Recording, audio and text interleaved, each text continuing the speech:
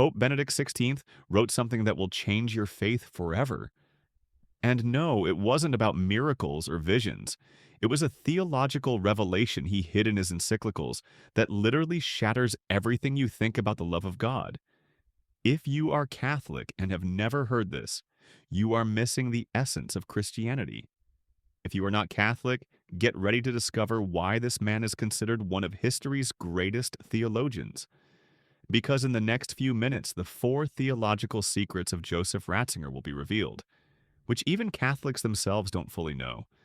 And there's a shocking revelation about his resignation at the end of this video that will leave you jaw-dropped about the true reason. So, stick around until the end.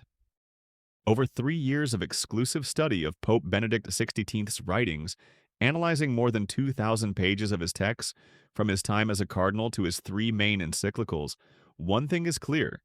90% of people, including practicing Catholics, have no idea of this man's theological genius. In the next few minutes, you will discover the 4 most shocking truths that Benedict XVI revealed about. The love of God that no one taught you in catechism. Christian hope that can cure any depression. True charity that transforms entire societies. The mystery of his resignation that changed the Church forever. What most Catholics don't understand is that Pope Benedict XVI was not just a conservative pope as the media portrayed him. He was a theological genius who revolutionized the understanding of divine love in a way no pope had done in centuries. The difference between common theology and Benedict XVI's theology is that he didn't just quote scripture.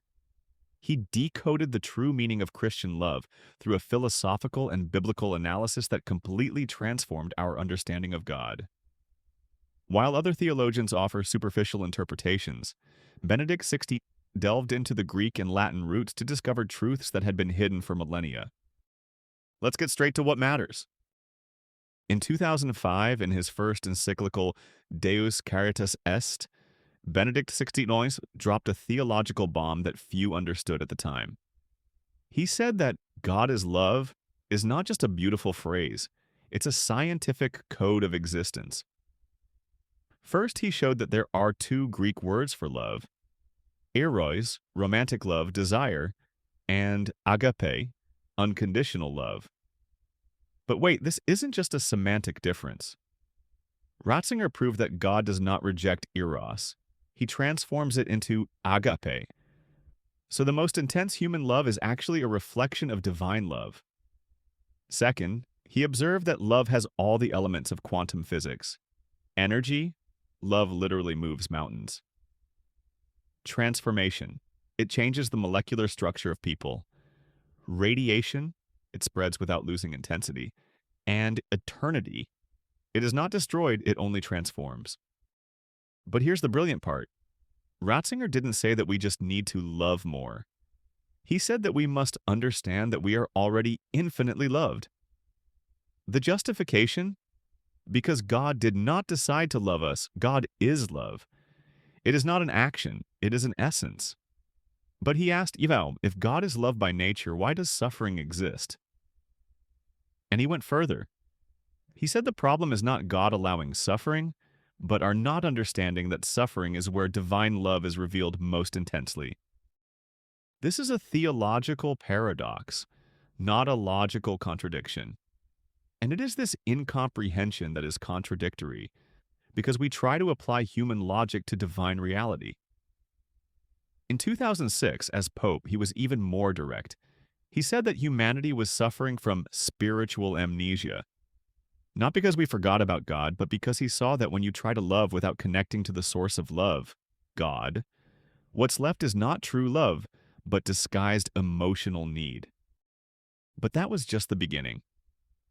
What Benedict XVI discovered about Christian hope is even more disturbing. And the way he decoded the verse "spe salvi" caused a silent revolution in the theological world.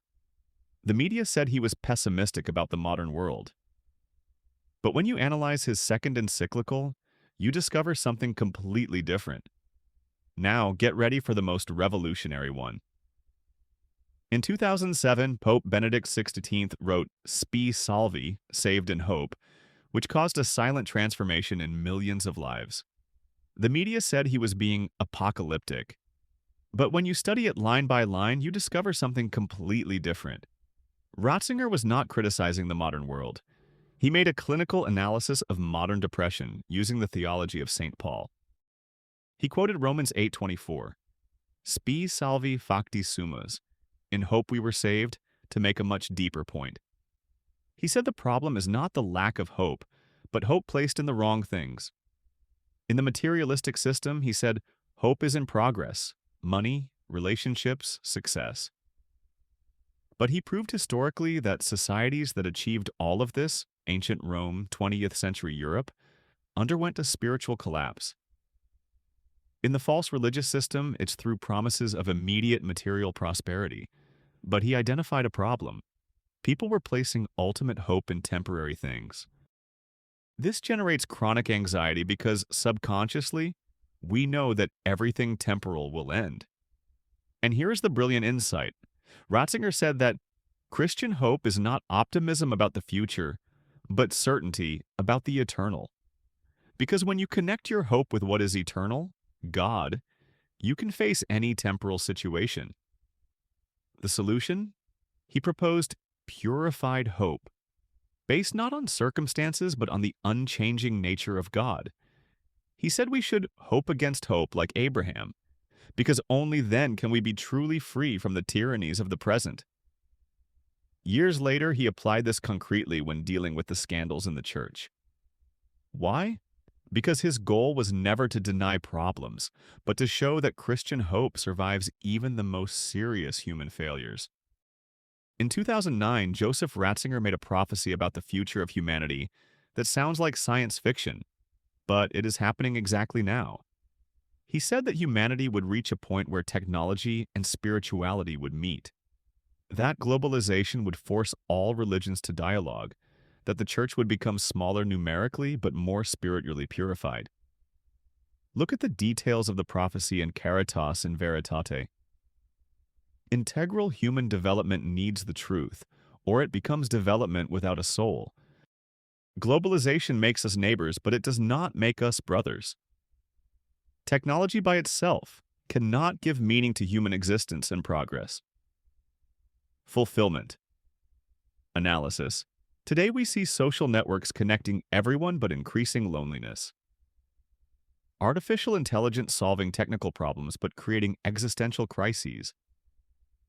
Economic globalization but growing ideological tribalism. But the most impressive part is his prediction about practical relativism. Ratzinger foresaw that society would become tolerant of everything except those who affirm absolute truths, and this is happening exactly now in debates about family, gender, and religion.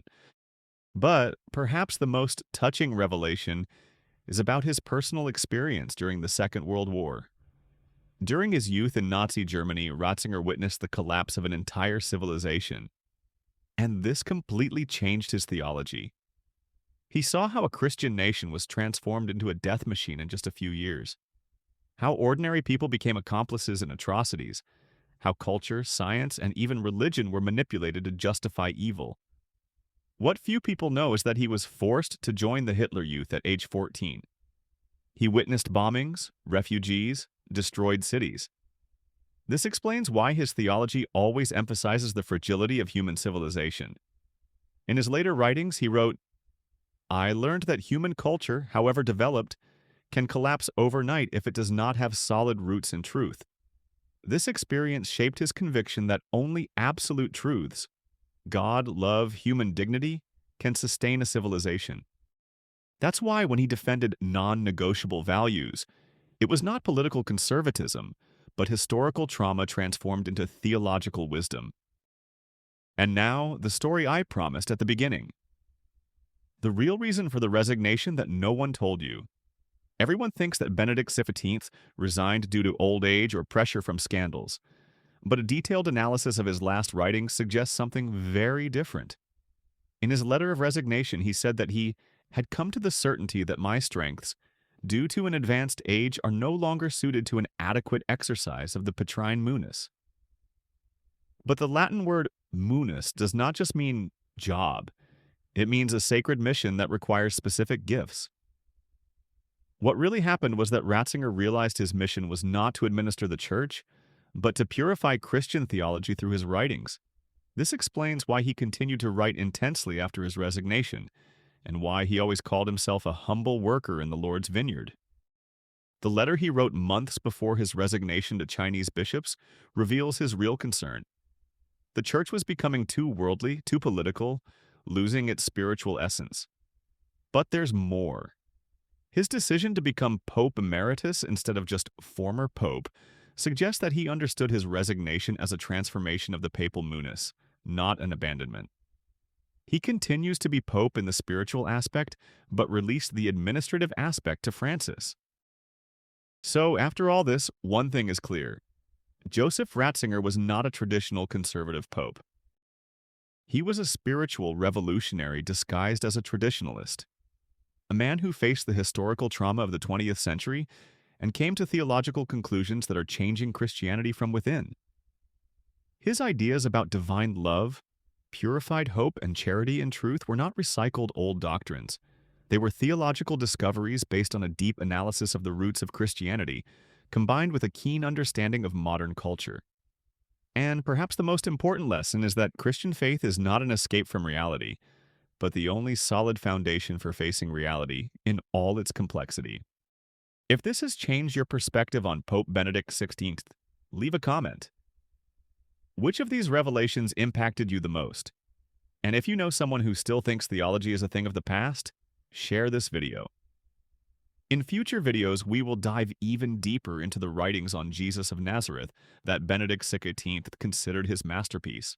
Until then, keep studying and praying because the truth sets you free, but it also transforms you.